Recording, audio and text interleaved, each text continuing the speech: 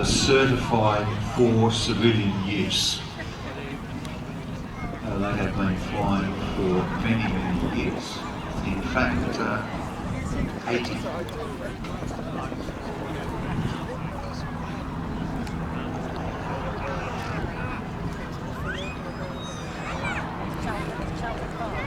Ordered by the US Air Force, it's the H-13, of course, H standing for helicopter, the 13th model of different types of helicopters, and the Sioux was part of a naming tradition that has continued right the way through to today, where they named the helicopters after American First Nations tribes.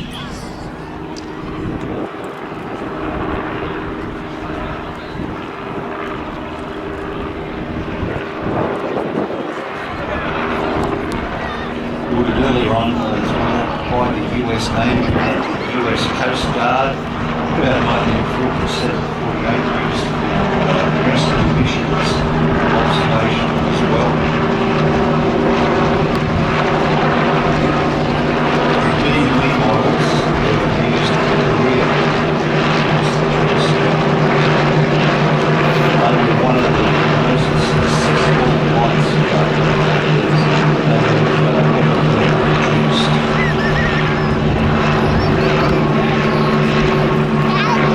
Some of the bubble cap models with stretch version accommodations.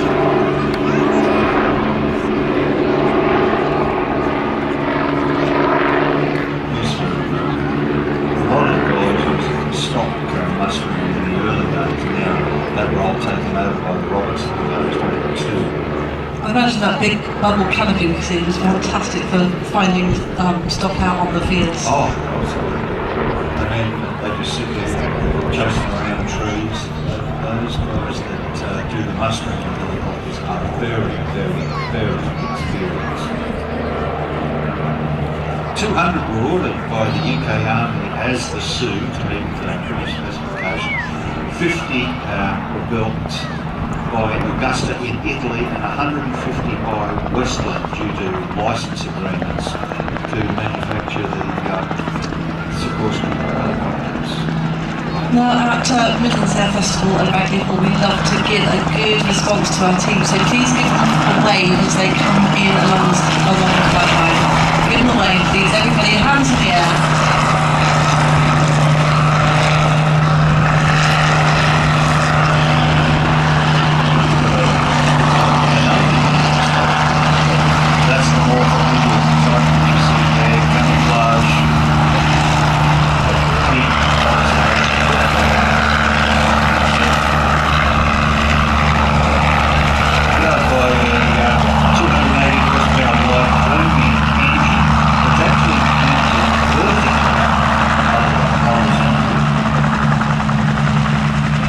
These shapes remind me very much of a dragonfly.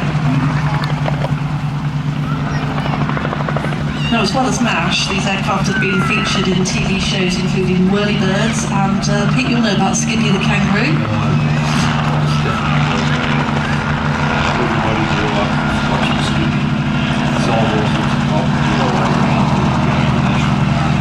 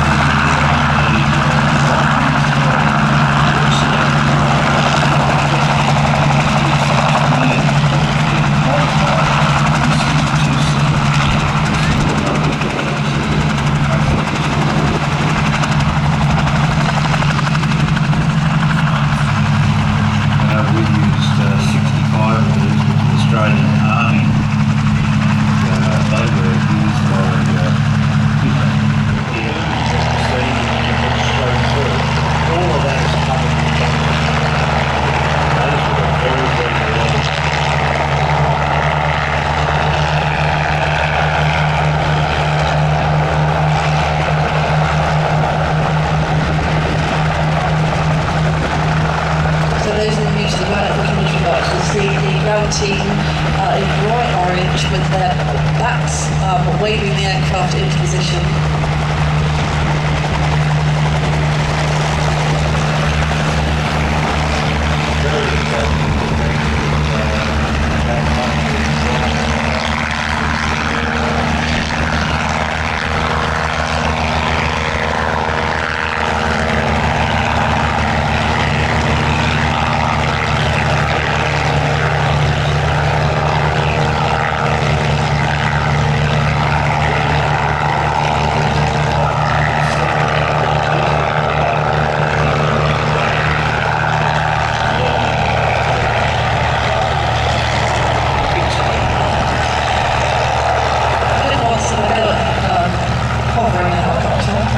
It's like taking a ball bearing and trying to balance it on a tray whilst on a rocky boat.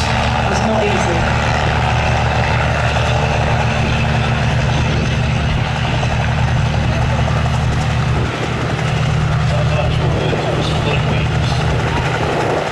Well, we're heading towards days in to take lots of wonderful photographs. The lovely thing about Raglan is you don't need to be down at the front to get a great view, but because it's like an amphitheatre going up the hill. But do please share your photographs with us on Instagram, tagging in Midlands Air Festival if you can. I've said, I have not seen one of these since the United States. So this is a single-seat sport and racing aircraft, so literally built for one purpose only, and that was to win air races. Designed by a former TWA captain, Tom Cassutt, and that was to compete in the Formula One air races in the United States. And they've got some very, very strict rules for that Formula One. Look at the size of the aircraft to start off with. It has a 15-foot wingspan and it has a length of 16 feet. Originally 100 horsepower Continental engine, 4 cylinders, and designed for that Formula One. But it's got a maximum speed of 248 miles an hour, which is incredibly fast. It is a pocket rocket, and if you have a look at the canopy, it is tiny. This aircraft is named Nemesis.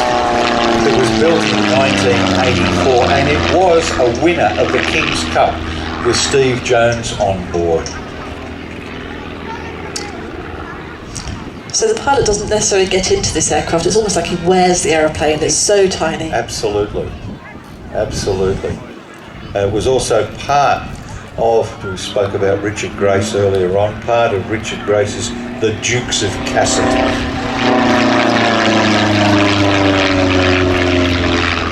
So Lee has taken on the mantle of the new Duke of Cassutt, and he absolutely loves flying this aeroplane. Steel tube fuselage frame. Everything is covered with fabric, wooden wings, or now you can actually have composite wings manufactured for them, but there's some very strict rules for that Formula One air racing. It was first proposed in 1936, they were going to call it midget racing. Post-war they set a specification, maximum engine capacity of 190 cubic inches, which is only just over 3 litres. First competition was held in 1947, with some pilots actually reducing the engine sizes of some 1930s races so that they could get into this midget category. This is going to be another aircraft which is beautiful to photograph with the yellow and silver glinting there in the sunshine. And always, ladies and gentlemen, the pilot can see you, so when Lee comes back through for those fly past, do give him a wave. Look how tiny that is, very narrow undercarriage.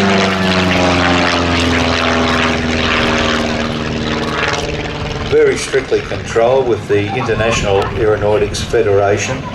They actually sanction the Formula One racing, and they have a maximum wing area of 66 square feet, or 6.1 square metres, and a minimum empty weight of 500 pounds. They must have a fixed pitch propeller and also a fixed landing gear. You imagine up to 10 of these things roaring around the pylons.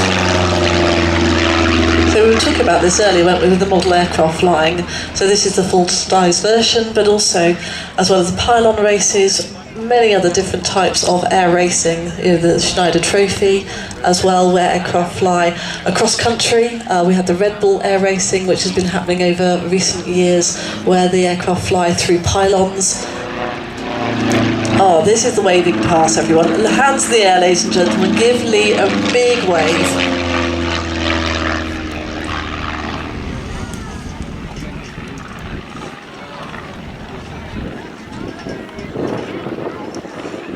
Well, Tom Cassutt, that designed it, he eventually went on to win the national championship midget air races at Fort Wayne in Indiana 4 years after the first flight of Cassutt racing. I remember seeing these in the American aircraft magazines way back when I was a kid, you know, and thinking, wouldn't that be great to fly something like that?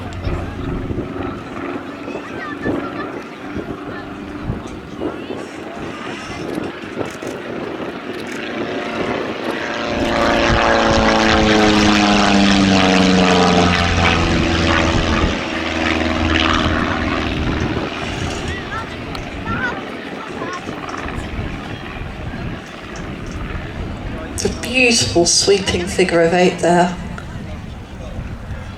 Lee positioning back to come back along the crowd line from your right.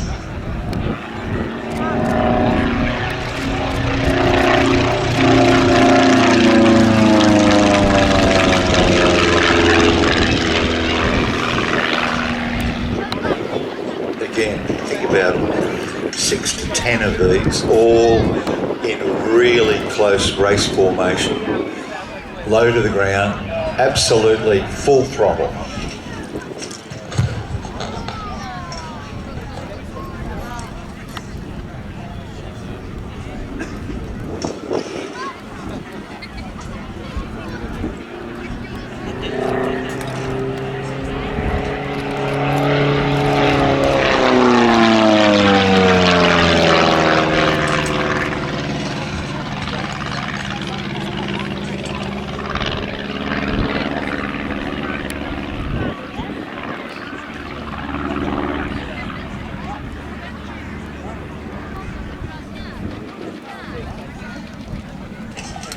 So the Cassutt now is departing, and that was a beautiful display, absolutely wonderful. As I said, very young new pilot, and Lee Kingman.